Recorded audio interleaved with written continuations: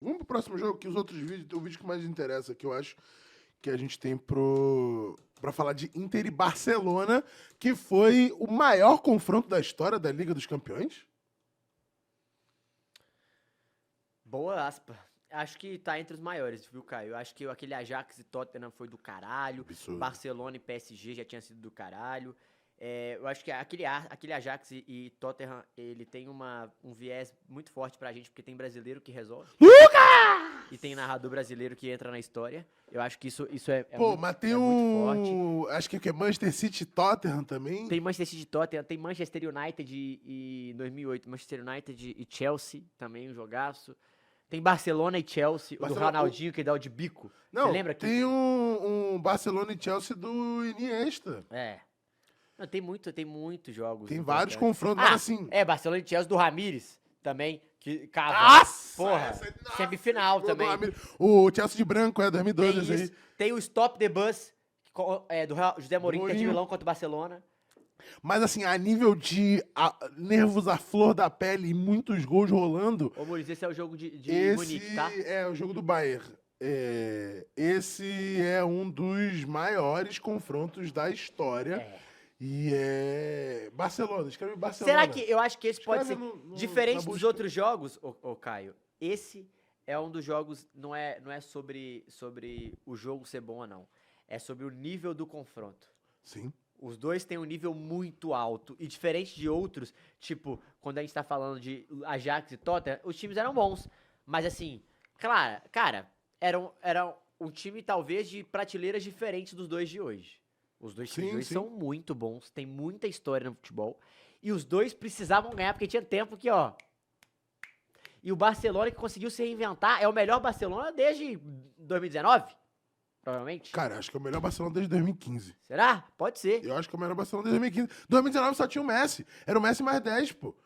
Tanto Que é que, muita coisa, em né? 2019, o Messi dribla todo mundo, dá a bola no pé do Dembélé pra ele fazer 4x0 e ficar em paz, e o Dembélé... Não, mas o dá a Dembélé, bola em ele cima do aprendeu que goleiro, pô. o Messi não precisa passar a bola pra ele leva a bola pro gol, entendeu? Então, assim, eu acho que esse é o melhor Barcelona desde o trio MSN. Porque É o gol. depois do trio MSN, a gente teve o Barcelona tomando um monte de remontada bizonha. Toma remontada pra Roma, toma o que tomou E eu contra o gosto muito do Liverpool. futebol. O futebol, ele reescreve roteiros que a gente nomeia como senso comum. Tipo, a galera tende... É muito louco, tá? A gente aqui não faz isso. A gente zoa o Kane, mas por não ter título, caralho, a gente pega muito no pé, mas a galera tende a diminuir o tamanho do cara como jogador. Tende a falar que o cara é bagre, Sim, tende a sim. falar que o cara é pipoqueiro, e são coisas que não são verdade. Outra coisa, Donnarumma, cara, foi muito achincalhado durante muito tempo, e não foi isso. Essa Inter de Milão, Lautaro Martínez. Lautaro Martínez. A galera já tirou ele pra merda muitas vezes, muitas vezes. Aí ele foi campeão do mundo sem fazer o gol, tiraram ele pra merda de novo. Aí chega agora, e a gente foi ver, ele tem 8 anos na Inter com mais de 20 gols na temporada, um negócio assim. Cara, ele é muito grande na Inter de Milão, ele é muito grande na Inter de Milão. Ele fez o golzinho dele, mesmo E machucado. tem aqui, ó, Lautaro Martínez revela ter jogado no sacrifício contra o Barcelona, abre aspas, chorei com a esposa e filhos. Aí. Capitão da Inter e autor de um dos gols, o atacante conta das dificuldades com a lesão na coxa esquerda.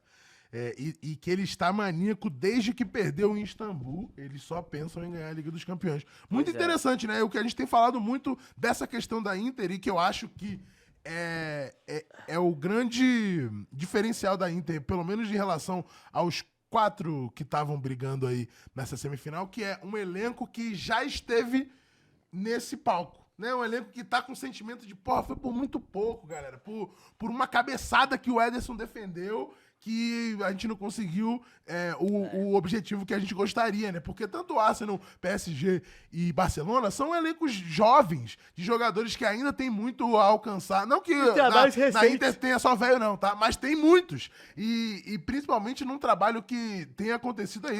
Pós-pandemia, né? Essa Inter pós-pandemia, num trabalho fantástico de recuperação da Internacional, sendo campeã na Itália, sendo finalista da Liga dos Campeões de 2023 e brigando de novo, né? Pode ganhar a tríplice coroa na Itália nessa temporada, assim como fez em 2010. Então, é um trabalho a médio prazo impressionante da Inter de Milão. Não, e é um time dos últimos anos que na Itália é o único time que se reestruturou bem, né?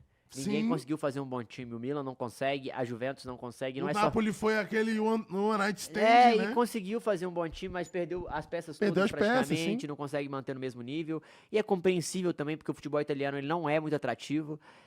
E a Inter, ela mostra isso. O time dela é a prova disso. O futebol italiano não é tão atrativo. Os jogadores que estão lá não são os maiores craques do mundo, mas é um time excepcionalmente bem montado. Uma zaga muito forte, 3 zagueiros muito fortes, muito italianos, né? Muito estilo italiano. Além disso, tem o meio de campo, pô, Barella, Maestro, Çalhanoğlu, bate bem demais na bola, de Marco e Dumfries, 2 laterais fortes fisicamente, que vão muito bem à linha de fundo, e Thuram e Lautaro. O Thuram é Não, é muito bom verdade. jogador. A Inter mamou pro Milan na Copa Itália, né? Então Só não pode ganhar um pode. doblete. Não foi? Foi 3-0? Foi 3-0? Mamou mesmo. Verdade, verdade. É só o doblete que dá pra ganhar. Tava a 2, 3 pontos do Napoli na Série A. Não sei, tava com um jogo a menos. Mas é verdade, esqueci que tinha mamado pro Inter, pro Milan na Copa Itália. Mas pra mim, Caio, e o futebol ele é tão louco que eu acho isso muito maneiro. Qual é a grande história da Inter de Milão? A gente falou isso do Lautaro, a gente sabe que os irmãos Inzaghi têm uma puta história no futebol italiano, o Simone, inclusive, é o técnico, né? Sim. Mas a Cherby, né? A Cherby é a grande história Essa da Inter história, de Milão, cara, né? eu não sabia da história dele e, assim, você trazer toda essa carga, né? Essa carga emocional, essa carga psicológica num jogador de futebol e a apoteose que é você marcar um gol de classificação num jogo como esse, num confronto como Não, esse. e é pior que isso.